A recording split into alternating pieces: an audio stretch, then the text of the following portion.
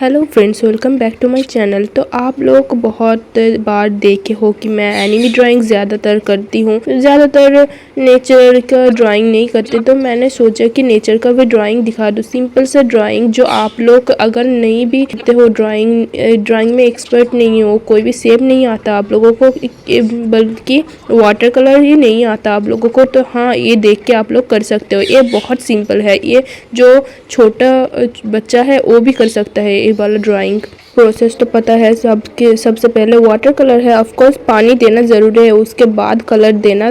और ये बहुत लाइट सा कलर है। जो जो भी कलर मैं किया हूँ वो लाइट कलर पहले की हूँ, इसके बाद डार्क कलर। जैसे देखो शेड भी कैसे कर रही हूँ, और पानी और आसमान ये सबसे पहले करना चाहिए। और डार्क जैसे कि देखो ये नारियल का पेड़, ये सब डार्क कलर मैंने लास्ट किया है क्योंकि ये सामने है और पीछे वाला काम आगे करना चाहिए। तो लास्ट में शेड कर लेना। और मेरा देखो ड्राइंग एटलीस्ट हो गया।